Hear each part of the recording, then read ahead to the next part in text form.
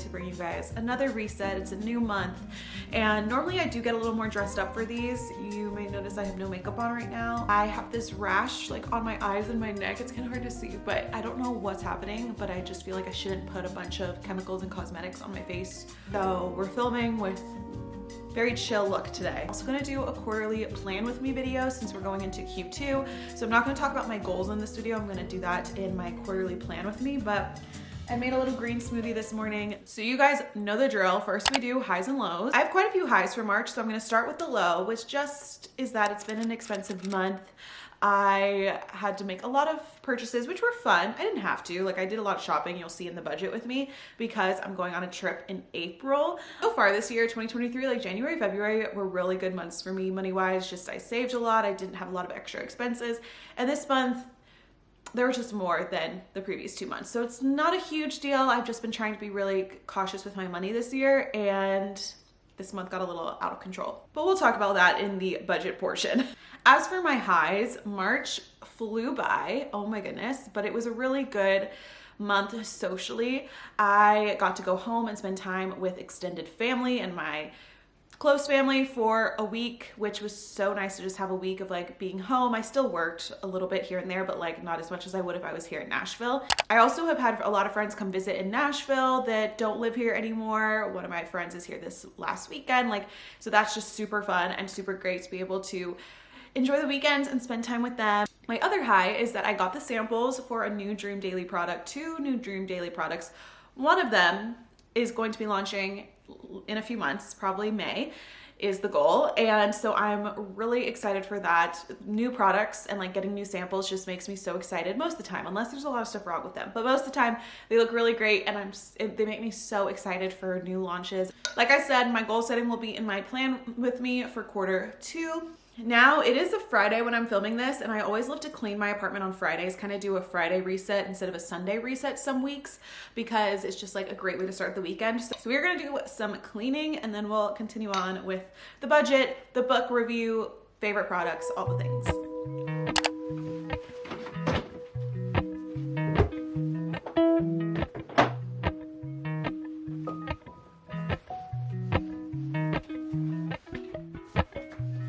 Appalachian sunrise meets my skin. Even with my eyes still closed, feel it coming in. Golden, I'll follow only golden. Golden, golden things.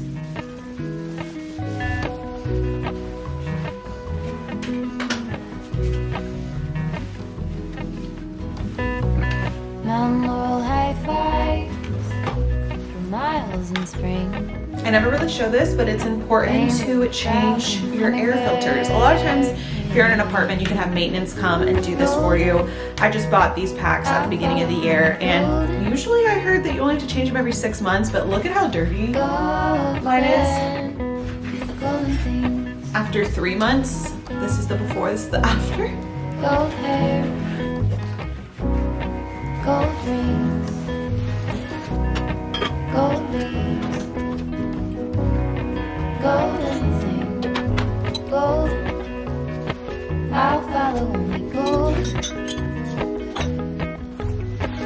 Golden, golden things.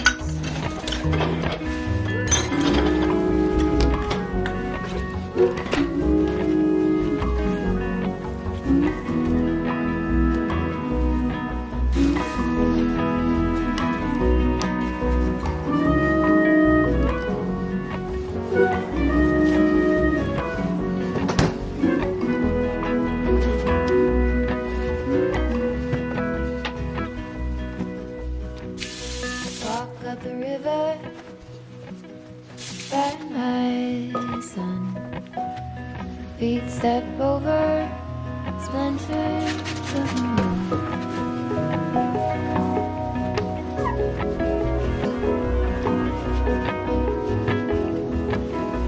Okay, the sun was coming out and now it's getting cloudy, but we're gonna go over my monthly budget. I use my Dream Achieve workbook planner for this. It holds literally everything I need for my life, including this very simple budget tracker. And then I use my Chase Sapphire Preferred card. And I use that credit card for all my personal expenses so that I can easily keep track, and it gives me like a spending summary. Like I said, it was a bit of an expensive month. Went out quite a few times in Nashville, which is expensive between Ubers and bars. Shout out though to Haley, who said hi to me in Luke Bryan's on Broadway one night. She said she watched my monthly reset videos every month. So if you're watching, Haley, hi, it was so nice to meet you. Let's get started. All right, first up with transportation, I budgeted $100. I only spent $40 on gas, but I spent $72 on Ubers, but some of those were split between my friends. So let me figure out, because I got Venmo for some of them. I would say it was more like $40 in Uber and parking lots. And then I had a car wash, which it was so expensive. It was $17. It was a good car wash, but I feel like $17 is a lot. So all of that together, 80 plus 17 is 97. Pretty close. Eating out, I budgeted $200. I so far have spent $237. The month's not over, and it is a Friday. I'm going out to eat tonight with my friend who's in town, so that is going to be more. I'll probably be closer to like, I'm just gonna say 280, because between drinks this weekend and food. So a bit over budget for that one.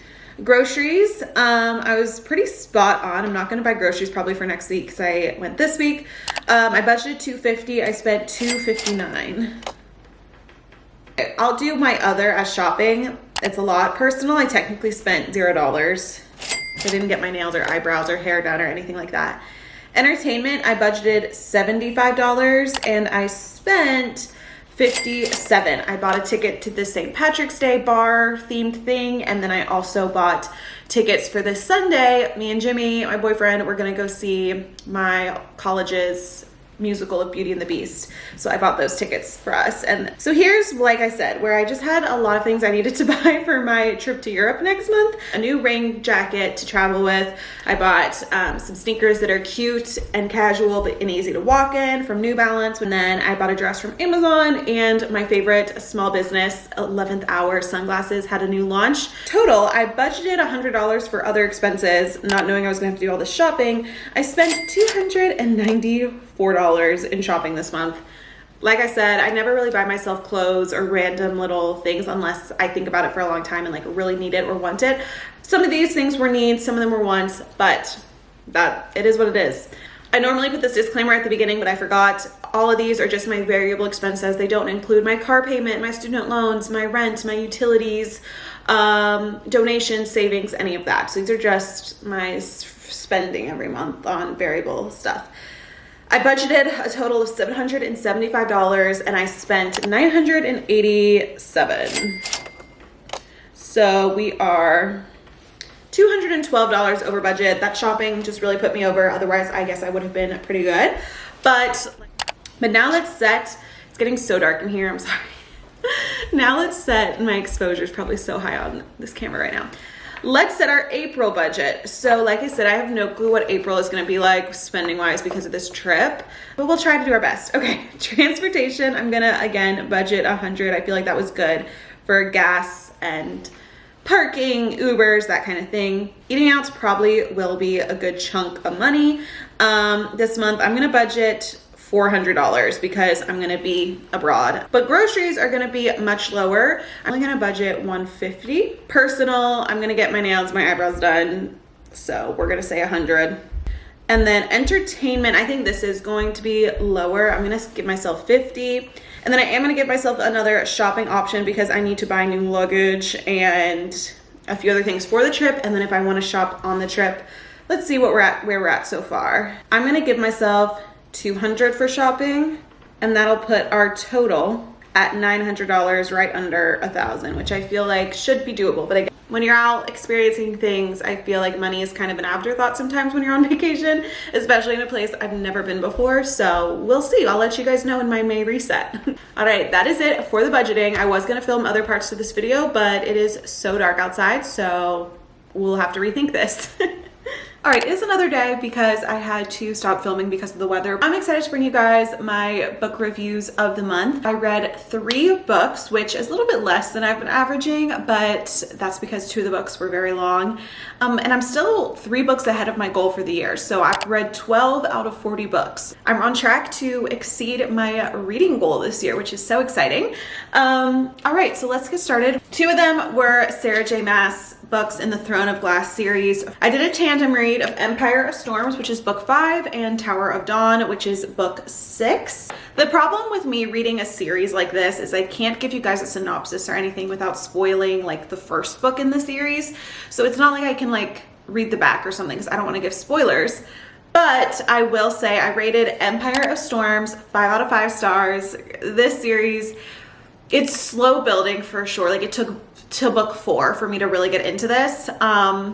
And just a little heads up, if you are reading this series, make sure you do read the prequel because yeah, I don't want to say more, but just read the prequel before you at least get to like book 4. But this was so intense. Oh my gosh, it had me on the edge of my seat the whole book. What's cool about these 2 books is that each chapter pretty much is a different character's perspective. And it's not just like 2 characters that you go back and forth. It's about 7 or 8 different characters that you are seeing their perspectives back and forth and back and forth. So why people read these 2 books at the same time, there's a whole guide online that tells you like how many chapters of this, then you go over to this book and you go back and forth, is because these 2 books take place on the same timeline, but in 2 different parts of the mythical world. So you follow half the characters, you follow a few characters in this book doing a separate mission, you follow a few characters in this book doing a different mission, but it's happening at the same time and they kind of reference each other a little bit. So I do recommend doing the tandem read if you're looking into Throne of Glass. I won't say too much more about it, but this was a 5 out of 5. Tower of Dawn, I actually liked a lot more than my friends did. My friends kind of were like, this book is so boring, you're just gonna want to keep reading Empire of Storms, but you have to keep reading this one too. I actually really enjoyed this one. It's not as exciting as Empire of Storms, so I gave it a 4 out of 5, but the character development in here, like the character that's mainly in this one, again, spoilers, don't want to say anything, but didn't really love him before this book and now I'm obsessed. So the character development, beautiful. The love story is super cool and I liked this book a lot more than I was expecting. Okay, and then at the end of this month, I literally was just like, I need a quick little read before I read the last book in the Throne of Glass series. I need something easy, I need something that's fun and lighthearted. So I found this book either in the Kindle store or from I think just the Kindle store. It was free in Prime Reading. And I think this series is all included in Kindle Unlimited, which I don't have, but if you do. So literally within a week, I read this rom-com book, Royally Rearranged by Emma St. Clair, the first book I've read from her. I rated this book 4 stars. It's called A Sweet Royal Rom-Com. This book reminded me of the second Princess Diaries movie. Basically, this young princess of a small country, has to be married within a few months to be able to take the crown and become queen. And her plan has always been to follow through with this arranged marriage with her childhood best friend, who she actually is also in love with. And then this is all, you know, kind of in the synopsis. But then at the beginning, he turns the engagement down and she's left with like, what are my options? So it's a really cute romance. Again, gives me very much Princess Diaries 2 vibes, that second movie. It was cute, it kept me entertained.